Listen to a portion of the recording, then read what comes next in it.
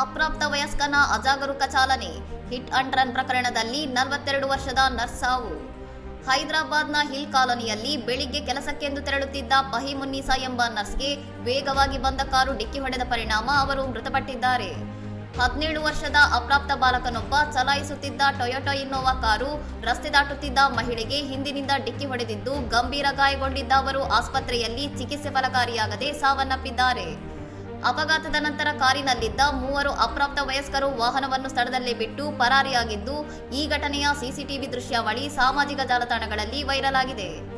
ಆಸಿಫ್ ನಗರ ಪೊಲೀಸರು ಕಾರನ್ನು ವಶಕ್ಕೆ ಪಡೆದಿದ್ದು, ವಾಹನವು ಮಾಲೀಕರೊಬ್ಬರಿಂದ ಸ್ವಯಂ ಚಾಲನೆಗಾಗಿ ತೆಗೆದುಕೊಳ್ಳಲ್ಪಟ್ಟಿತು ಎಂದು ಪ್ರಾಥಮಿಕ ತನಿಖೆಯಲ್ಲಿ ತಿಳಿದುಬಂದಿದೆ.